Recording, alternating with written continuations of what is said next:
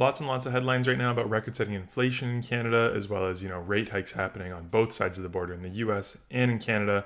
How's that all affecting the housing market? How's that affecting you, the consumer? I wanted to bring on a special guest today to talk things through. So stick with me on the other side of this intro to learn a little more. Hello, everybody, and welcome back.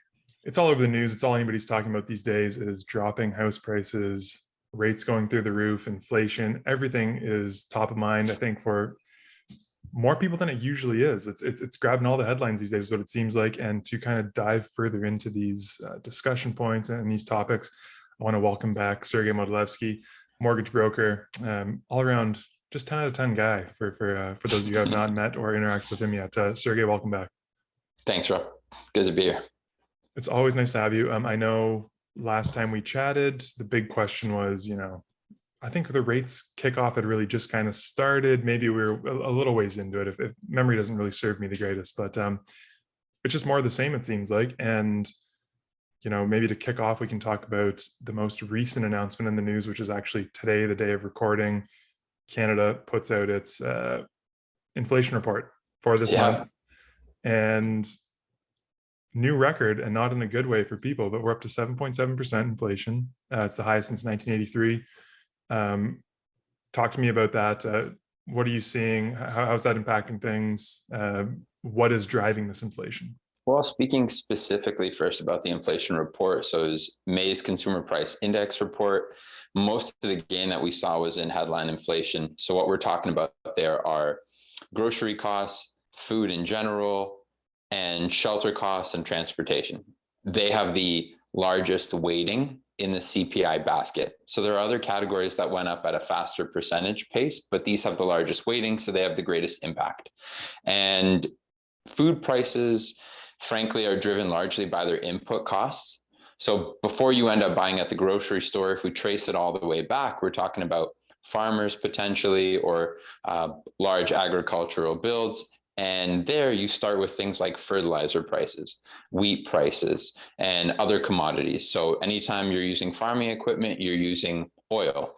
And these commodities have all skyrocketed in price, natural gas included, and it's pretty much a laundry list. And that started to escalate, obviously, once the war began in Ukraine, and got exacerbated when the lockdowns in Shanghai started to take place earlier on this year. So you saw a huge spike in commodity costs, and now that's slowly filtering its way from production cost increases to now retail price increases. And that's also, in that process, as inflation has grown, borrowing costs on mortgages have also gone up. As a result, rents have also gone up. So that's caused a huge spike in shelter costs, which is also one of the largest drivers of CPI in Canada. And as a result, now we're seeing this huge headline number of 7.7%. Beneath those four primary drivers, you've got sort of the sub drivers, and those have risen at a much smaller pace. So anything related to imports, for example, furniture costs are up 29% year over year. And they grew month over month as well, because shipping costs from China had been exacerbated into the late 2021, and they've since started coming down. But all of that takes a little while to feed through. So I would say, the four main drivers are related to input costs. And there's reason to believe that we might slowly be at that tipping point where we've either had the highest inflation reading we're going to have, or we'll have one or two more higher readings. And there's reason to believe that that may end up being the peak. And we can get into that a little bit as well. So then with that peaking out, what does that mean in terms of, I guess, these aggressive rate hikes that have been happening with the Bank of Canada? Maybe it makes the most sense to go there for our people. We know since the start of the year, our overnight rate is now sitting at 1.5%, up from 0.25% early in the year when they kind of dropped it right around the start of the pandemic. It's being talked that the Fed in the US just raised their rate by 75 basis points as well. Mm-hmm. Canada kind of needs to keep lockstep with the US. Yeah, When you're talking about the pace of interest rate hikes and how the two countries are related, it ultimately comes back to the dollar. And if you're not increasing your borrowing costs, you're kind of creating this additional force of inflation, which becomes the foreign exchange rate. So if you don't keep pace with hikes in the United States, the value of your dollar comes down. Any imports that you bring into the country have this surplus tax, which is now inflation based on the currency exchange. So typically you're going to see the move, if not in lockstep, then something very closely to that. The inflation rate has only been roughly 1% different in the US versus in Canada, related to a few different factors, but we're likely to keep in lockstep. So July 13th is the next Bank of Canada meeting. Expectation now is for 75 basis points to be put on the table. There's some fear mongering that it could even be higher than that, but we'll keep our fingers crossed that they limit it to 75 right now. Can you just talk a little bit about that then, in terms of your thoughts? Is going 100 basis points just too much? Like, what does that signal if that were to be the case? Well, it's difficult to know what's too much. There's a lot of inputs that go into consumer price index readings, but it's important to realize that these readings, when they come out, they end up being a lagging indicator of what's happening in the economy. So you're looking back, and looking forward, the circumstances may be a little bit different. So interest rates have climbed precipitously since you and I last spoke. I think at the time, don't quote me, but they're roughly around maybe low threes on a 5-year fixed mortgage rate. Today, we're above 5%. Right. Also, anybody who qualified for a mortgage back then had qualified at low threes now, or maybe even lower. Now they're requalifying at 5.25 on average. So the circumstances have changed a lot. And a lot of that demand destruction is starting to be slowly reflected in the economy. So you're starting to see different sectors slowly cutting jobs. We're in the first inning of what might end up being a 9-inning game in that respect, but it's there, it's prevalent. We're also seeing a little bit less demand than what was expected coming out of lockdowns. So we saw what we hope are maybe peak commodity prices a little bit earlier on in the year, maybe around 30 days ago, depending on the commodity. And they've since sort of trailed off a little bit, showing that lack of demand. GDP is down in Canada and the United States. It's coming well below economists' forecasts from the last 60, 90 days. So we're starting to see a little bit of demand destruction already taking place. We're also seeing some of that upward pressure on commodity prices ease off a little bit. So especially over the last couple of days, you've really seen the 5-year bond yield come down in Canada, which is a leading indicator that mortgage rates may be coming down in the near term. We've also seen everything from lumber, oil, wheat, corn, metals, all these different input costs starting to trend down. Fertilizer, which had tripled from I want to say earlier this year, or maybe late 2021, it's now also down about 20, 30% from its peak. So all these input costs are slowly coming down, but producers are still feeling a lot of that inflationary pressure because they're the ones who deal with the input costs. And most recent readings on the producer price index were astoundingly high, particularly in Europe, to slightly lesser degree here. And that's going to take a couple months to filter through the system. But if we continue to see downward pressure in input costs and other commodities, then eventually in the latter part of this year, you might see that reflected in CPI readings. And we're already seeing a lot less demand for things like household goods, retail products like clothing, et cetera. There's a bit of a greater demand for services and travel. But once that finds a bit of a middle ground, if fuel prices come down, the price of things like air travel comes down, the price of finished goods comes down. So I think that's the one to really watch. Commodity price across the board, but even more specifically, energy prices will bring down the cost of all things. And specifically, agriculture input costs like fertilizer will bring down the cost of food, and the cost of freight, I think, is a really interesting one to watch as well. Global freight prices are down roughly 36% from their peaks. So that's sort of the perfect storm that we're looking for to bring down inflation. Lower oil prices, lower freight prices, and lower input costs overall. In the meantime, really the Bank of Canada, all they can do is react to these CPI reports and inflation numbers and make their decisions based on what's happening down in the Fed too. So we talk about a 75 basis point rate hike. More than likely, I think last I read it was kind of 80% baked in that it was going to be 75 basis points on July 13th. Yeah. What effect is that going to have on the kind of Canadian homeowner in terms of either current mortgages or applying for new mortgages? Well, on existing homeowners, there's sort of three categories. There's anybody holding an adjustable rate mortgage, a variable rate mortgage, and a fixed rate mortgage. An adjustable rate mortgage is where your payment changes based on changes in prime rate. that is a direct effect. Once that rate goes up, your payment will change accordingly. And, roughly $12 for every 25 basis point of hike on every 100,000 in mortgage. So you could do the math on your own mortgage that way. And anybody holding a variable rate mortgage, what they're seeing is that their equity position, my apologies, sorry, their principal to interest portions of their payment are going to change. So as the overnight lending rate goes up, your amortization will go up, which means you're going to pay less towards principal and more towards interest. Not the best position to be in, but if you wanted to mitigate that, all you have to do is increase your payment, and that'll mitigate how much your amortization goes up.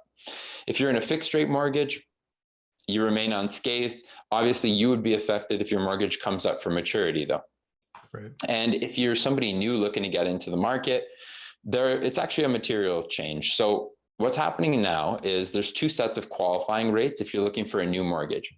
There's qualifying based on a variable rate, and there's qualifying based on the 5-year fixed rate. And the current stress test rules are that you have to qualify at the greater of these two. So a 5-year fixed rate is at, give or take, 5.25%. So the qualifying rate would be 7.25%. That's why there's an incredible spike in demand for variable rate mortgages, because you have more borrowing capacity. So right now, just as an example, depends on the mortgage, the lender, but a rough variable rate might be somewhere in the vicinity of 3.1%. That would mean that the qualifying rate on a variable rate mortgage is still 5.25. After we see a 75 basis point hike, and that variable rate mortgage moves to, for example, 5.85, now you're looking at a qualifying rate, even on a variable rate mortgage, of 5.85 instead of 5.25. So your borrowing capacity overnight becomes squeezed another, give or take, 6%. So all of that creates downward pressure on demand. And there's two sides to it. There's demand and supply. Borrowing rates ultimately can only control the demand side of the equation. Right. The Bank of Canada is doing their part to mitigate that as much as possible, as quickly as possible. Long-term bond yields are already pricing in the possibility that central banks hike too aggressively in the near term and then have to walk that back at some point in late 2023 or early 2024. So the immediate effect is that it squishes demand down, pushes downward pressure on asset classes like housing and others, and hopefully that reins in inflation quickly. Are you seeing that from your perspective in terms of, I feel like as the realtor out there day to day, that is the big thing we're up against, is these raising rates, and that is what is driving home prices down, kind of thing. We may see a little flurry in the next little while as people try to get in before their rate holds expire, but I'm trying to think of, it's got to be coming up pretty soon that rate holds of whatever a good 5-year fixed was maybe 2 months ago, they'll be coming up in the next 2 months too. Yeah, even 2 months ago, like, those rates are already creeping up pretty high, and they will be coming up. I think it's safe to assume that by late summer, everyone requalifying will have a minimum qualification rate of 5.85 based on a variable, likely even higher than that. I could easily see it being in the mid 6s by that point. And a 5-year fixed rate, assuming it didn't change from where it is today, is going to be qualifying somewhere in the neighborhood of 7.25. Qualification and borrowing capacity is certainly one part of the equation. It doesn't just limit the primary borrowers on an application, but it also affects any potential co-signers that they would be getting. And believe you me, in this environment, a disproportionate number of buyers have either a co-signer on there or they have a gifted down payment, both of which are affected by rising interest rates. So if you have a family member who is interested in co-signing, borrowing capacity is higher overall, makes it more difficult to qualify. If they were looking to provide a gifted down payment, a higher borrowing cost means that they would have to draw that money out from their line of credit. For every $100,000, they're now paying an additional roughly 3% of borrowing cost on that money. So somebody has to service that debt and have the desire to. And that just creates a lot of downward pressure on prices in the near term, especially when you don't know where the borrowing limit will be. So if you're a parent taking equity out of your own home, today your borrowing cost, you're expecting that 1-year borrowing cost on that money to be somewhere in the neighborhood of 3.5% to 4%. But by 2023, you might have concern that that might be 4.5%, 5%. And at the same time, you're feeling the destruction of the wealth effect because you're looking at your stock portfolio. Depending on what index you're in, you're down somewhere in the neighborhood of 20 to 30%. Even previous portfolios, like a balanced portfolio that was 50% stock, 50% bonds, there's nowhere to hide. Right. Every asset class is being eroded as interest rates rise. So as that all takes place, you've got parents more reluctant to draw on equity or to sell investments at a loss or off their peak prices in order to provide those down payments. So creates a lot of downward pressure and demand. I guess getting back to what should somebody be taking now, new home buyers, what are we recommending to people? I know it's situation dependent, but let's just talk about that question. Everybody wants to have that question answered. Yeah, well, like you said, it is specific to the individual, but that being said, there are a couple of things that you obviously want to be conscious of. You know, when you take a 5-year fixed mortgage, you do get the guarantee that your payment will be locked in for that period. But today you're locking in mortgage rates somewhere around 30 to 40-year highs. And as a result, you're going to guarantee a high housing payment moving forward. You're also going to lose the flexibility if the economic circumstances change or if your personal circumstances change to break out of that mortgage with a reasonable penalty, restructure amortization, consolidate debt, do an equity takeout. In the future, it's going to become increasingly more difficult to borrow in the form of a line of credit. You lose a lot of that flexibility to become reactive. You're also locking in a 5-year cost at 5% plus, and that's well above the historical average that we've seen. So those are the benefits and drawbacks of the 5-year fixed product. A variable rate product ends up being somewhere in between. You absorb a much lower payment today, and that payment will actually be fixed. And the only thing that's going to move around is your amortization unless rates skyrocket and we see it trigger what's called the trigger rate in a variable rate mortgage. And we could talk about that quickly afterwards as well. Yeah. And with that sort of product, you maintain the flexibility to pay a 3-month interest penalty, break out of your mortgage, and capture a better variable rate discount that becomes available. So 6 to 12 months ago, if you took out a variable rate mortgage, it was based on 2 things: prime, and then there's a discount. So prime minus, and at the time, it averaged roughly prime minus 1%. Mm-hmm. Today, with the expectation of volatility in borrowing costs in 2023, 2024, the discount has shrunk dramatically. So anybody taking a new variable rate product is seeing something more like prime minus 30, prime minus 40 on an uninsured mortgage. So there may come a time during that 5-year term where if you're in a variable rate mortgage today, you could break that, pay a 3-month interest penalty, possibly have it rebated, and then move to a far steeper discounted variable rate mortgage, even as prime rate falls in the years to come. So there's something to be said about the flexibility of having that.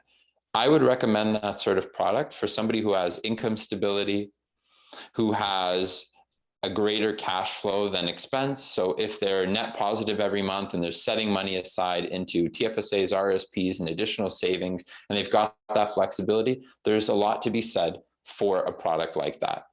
And then lastly, there's an adjustable rate mortgage, which is like a variable rate mortgage. It goes up and down with prime rate, but your payment actually changes. Right.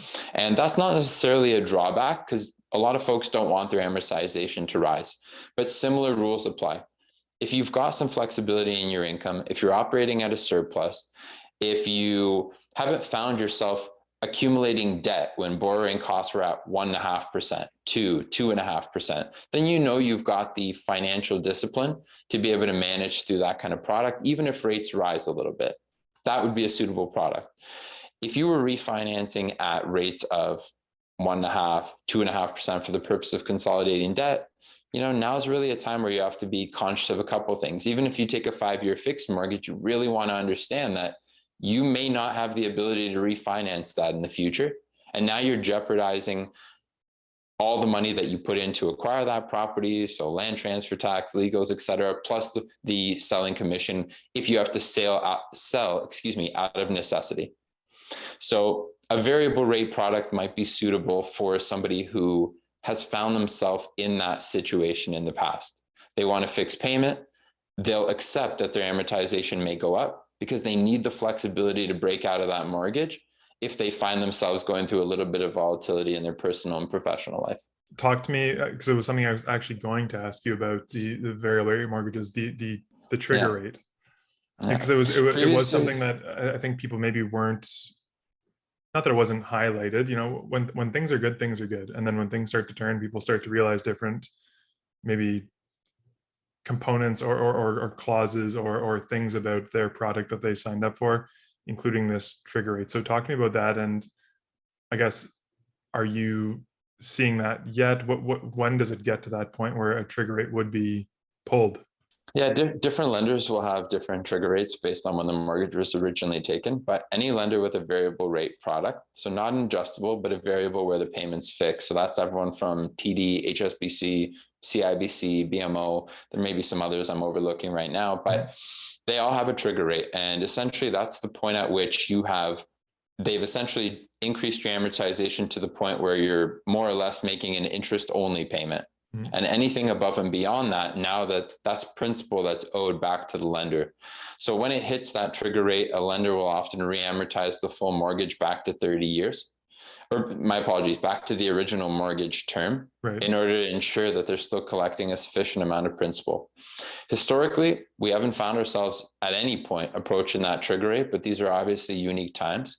We're still a ways away. The typical trigger rate for most lenders will see prime rate approaching 4 or 5% before you get to that point. But even when you do, the reality is, if you're in a variable rate mortgage, you really have to be conscious of what you've experienced up to this point. So you have been saving money compared to a 5-year fixed rate if you had taken the mortgage 12, 24 months ago. Up until very recently, as interest hikes have escalated over the last 3 months, you've been saving money. That's money that you've either been setting aside, maybe you've been putting into your tax-frees, possibly your RSPs, or just regular non-registered savings. That money that you've been putting away, there needed to be the understanding that that money was going to be deployed in one way, shape, or form. If you've got the cash flow, then what you want to do is start increasing the payments on your variable rate mortgage in anticipation of even approaching the trigger rate. We may never get there, but whether we do or don't, now might be an appropriate time to start increasing that payment and reducing that amortization. It will not take a dramatic increase to start reducing it. If you don't want to do that yet, then you at least want to set up a pre-authorized contributions from your checking account to your savings account in anticipation that that may be a requirement at some point down the road here. So these are new times. We'll see where the next couple of rate hikes take us. I would imagine that the Bank of Canada and those who make decisions are keenly aware of the trigger rate. There's been a lot of discussion around the adoption of variable rate mortgages over the last 24 months. There was a huge spike. So there is a very large segment of the population that's going to be dealing with that circumstance as we approach Q3, Q4 of 2022. Most definitely. I feel like that's a pretty good spot for us to wrap this talk up, Sergei. I will put all your information down below in the description of the video, but where can people find you and the content you're putting out as well? Well, they can find me on YouTube under Sergei Modilevski. I'm also on Instagram as DIY Finance Guy, and they can obviously get in touch by email, Sergei Modilevski, sorry, my apologies, Sergei M at dominionlending.ca. And yeah, full contact details will be below. Beautiful. That's amazing. I hope this video brought some value to everybody. Smash that like button, subscribe, all that good stuff to us. And we will bring you another one of these in a couple months' time. Awesome. Thanks so much, Rob. Appreciate your time. Of course. Cheers. Cheers.